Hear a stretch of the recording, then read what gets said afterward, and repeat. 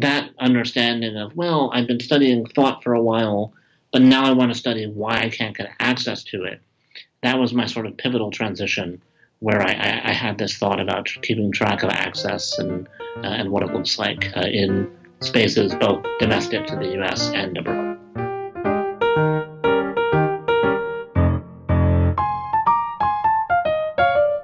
Ripple Effects is brought to you by the National Clearinghouse on Disability and Exchange. The National Clearinghouse on Disability and Exchange is a project of the U.S. Department of State's Bureau of Educational and Cultural Affairs, designed to increase the participation of people with disabilities in international exchange between the United States and other countries, and supported in its implementation by Mobility International USA. I'm Justin Harford, a project coordinator with Mobility International USA and your host for Ripple Effects. For many travelers with disabilities, assistive technology can be a good thing.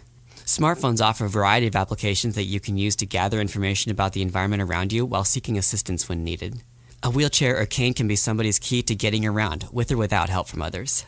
For Mark Bookman, his cane and eventually his power chair were valuable for his student Fulbright Fellowship in Japan. That experience also inspired him to pursue an assistive technology project of his own for his PhD program. I hope you enjoyed this conversation that we had a short while ago, in which he shared a little about how an investigation into the world of Buddhist epistemology unexpectedly became a springboard for what he does now at the University of Pennsylvania. All right, so we're here today with Mark Bookman. And Mark, I wonder if you could just tell us, Mark basically, I think one of the interesting things that we're hoping to kind of learn about from you is about kind of the world of assistive technology, and particularly a solution that you've been working on, and how assistive technology can be used in travel. And this all kind of started when we were talking about this kind of assistive technology that you were kind of trying to get together. And it sounds like I think you started it kind of at your campus. And I wonder if you could just start open by kind of telling us what about this project that you have. Sure, I'd be delighted to. So one of the impetuses for my project, which I'm calling the Accessibility Mapping Project, was looking at the current state of access maps on college campuses, both in the U.S. and abroad. So typically, if you look at an access map, you'll see it's designed primarily for wheelchair users. It might indicate where a wheelchair-accessible entrance to a building is. It might even tell you a route to get there. But most of the time, simply knowing that there's a wheelchair-accessible door doesn't necessarily mean that that building will be fully accessible or of use to you. So one of the things that I wanted to design is a way of showing not just the outside door, but what the inside of the building looks like in terms of accessibility.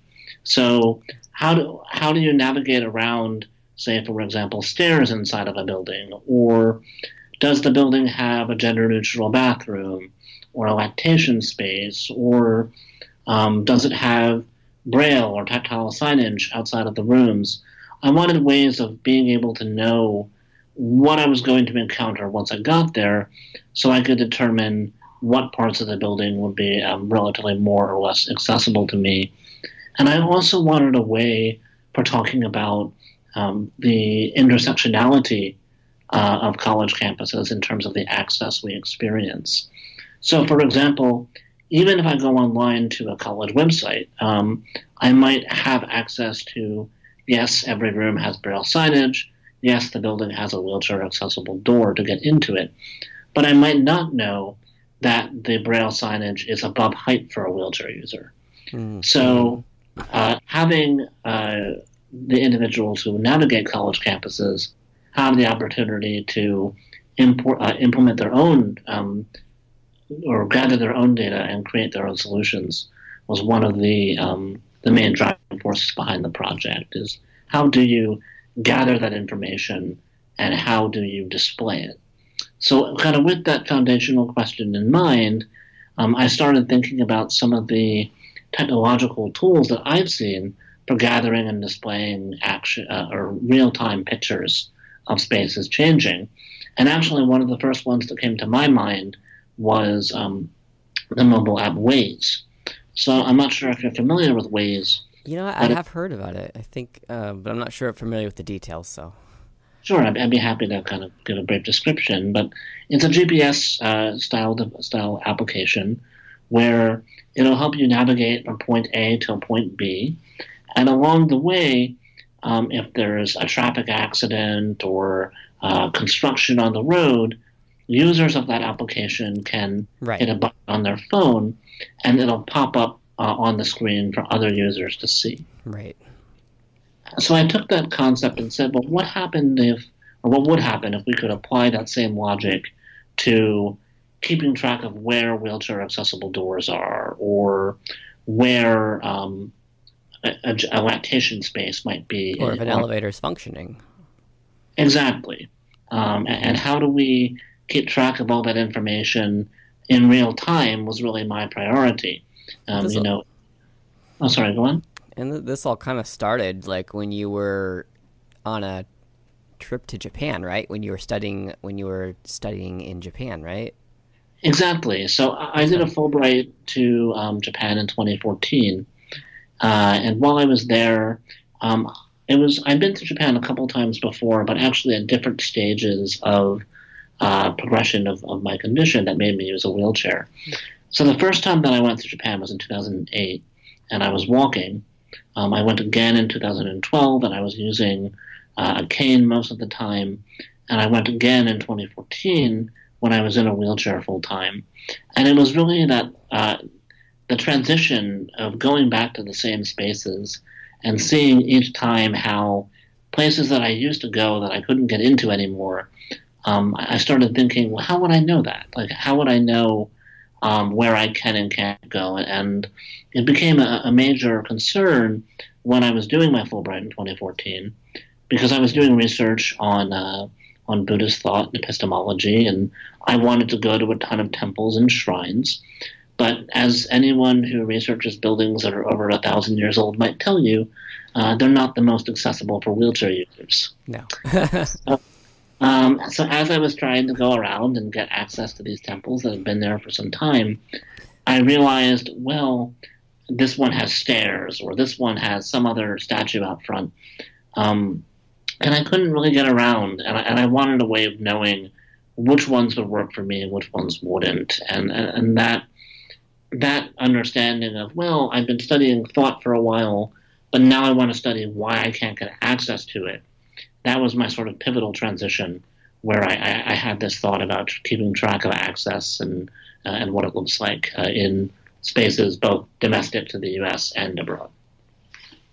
I mean, it kind of makes a lot of sense. I mean, going out on, when you're doing traveling, and especially when you're traveling and living in a country for an extended period of time, like you did on your Fulbright in Japan, I mean, you encounter a lot of new destinations, new locations, and places that I think kind of makes you realize how, like, when you're in your community, you pretty much you go where it's accessible, and you just kind of know where everything's at. But it's kind of a different story when you're out in a different area and you're kind of not really sure where you're going to be able to find an accessible bathroom, braille, or or even not sure what the accessibility is going to look like, if it's going to be, and of course, we all know, like, when you talk to, planners or other, like, hotels, for example, I mean, they don't always know exactly what exactly you're looking for either.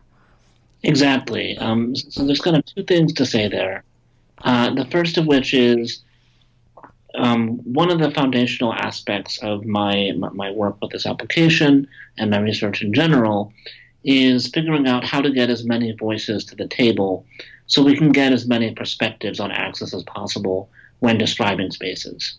So when you say that the hotel manager, for instance, might not necessarily know every nook and cranny of their rooms, especially in light of an individual's individual access needs, the way that I firmly believe we can circumvent some of that is by giving as many perspectives as possible. So when I've been conceptualizing the app that I'm working on here, and also my research, broadly speaking, I always start with the question, how do you record as many different perspectives so we can get access to the minute information that may be relevant to one person, less relevant to another, but certainly necessary to navigate spaces. So that's one thing. But the other thing, and I think this is really important about the study abroad experience, especially with a disability, is that when you go and encounter those new environments, and you do experience the differences, positive and negative, of access in spaces that are not the ones that you are so familiar with, that becomes a wholly transformative experience.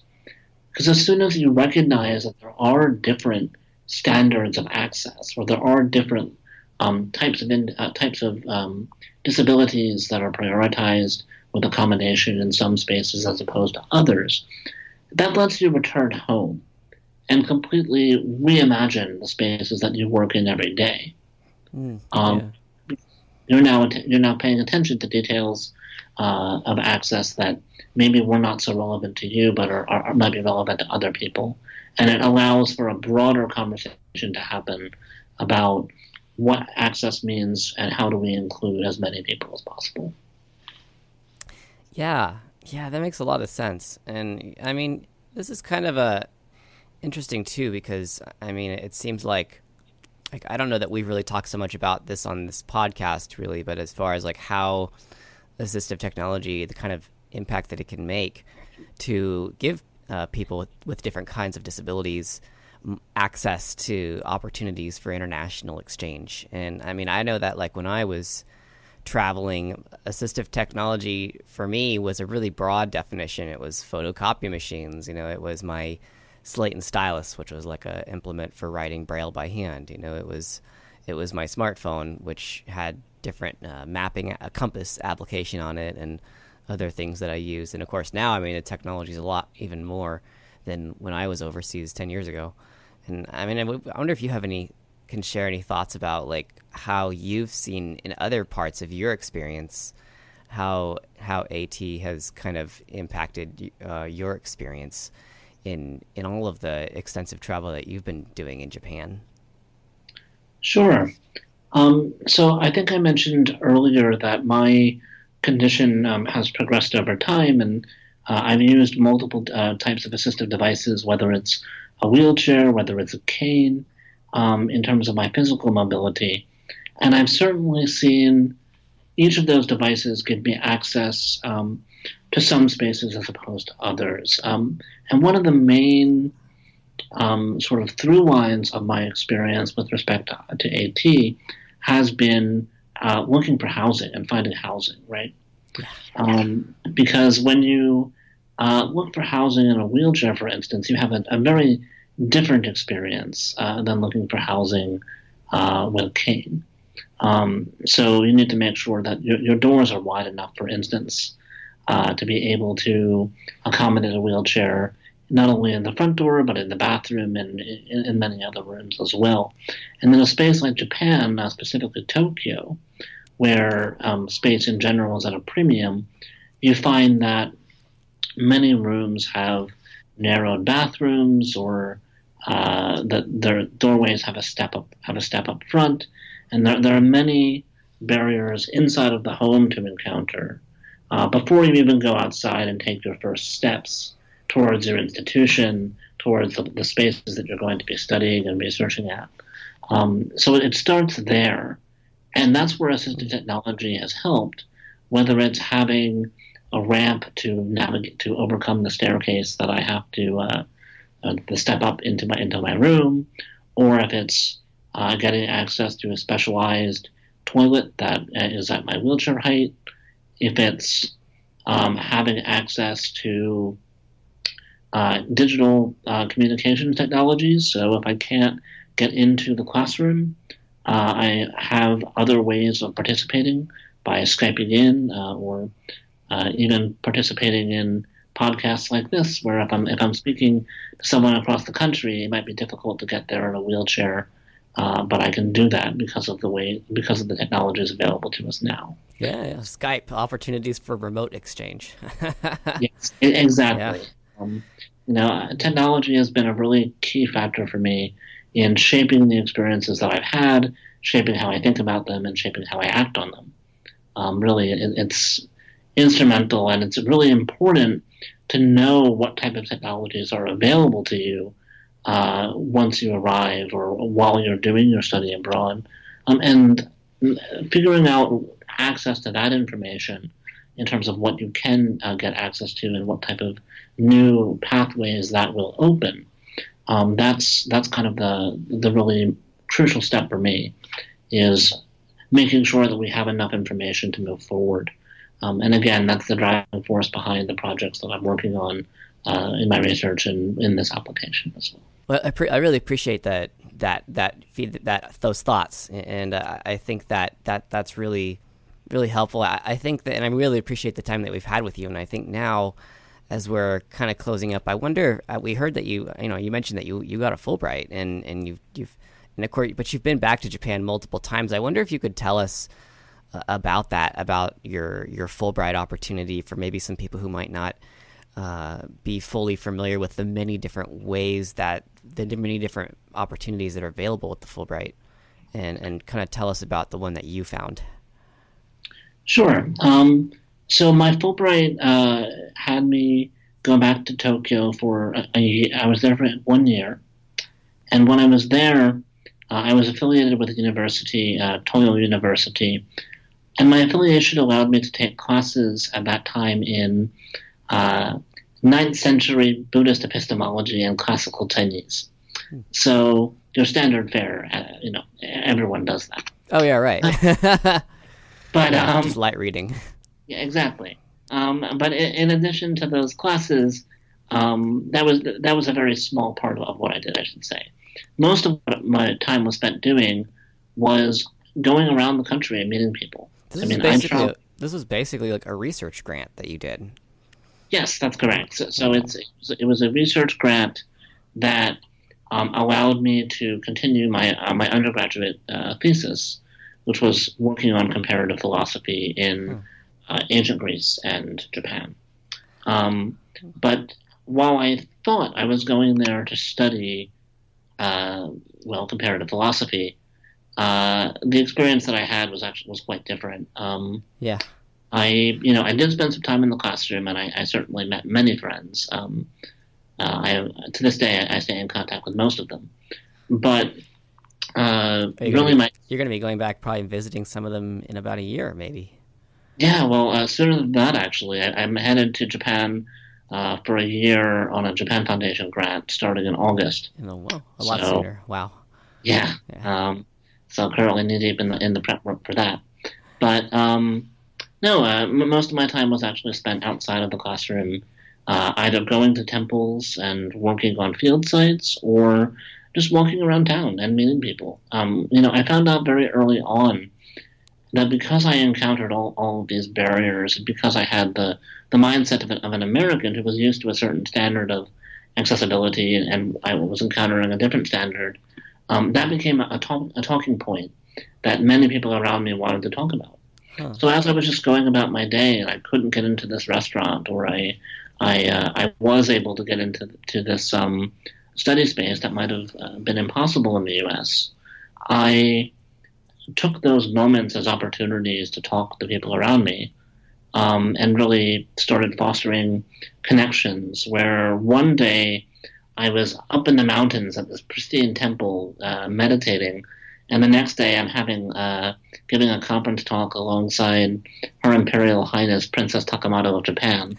So it was a range of experiences, but it was one that was really kind of profound impact on how I think, to the point where I decided upon doing that Fulbright that I was going to start my PhD at the University of Pennsylvania, which is where I currently am.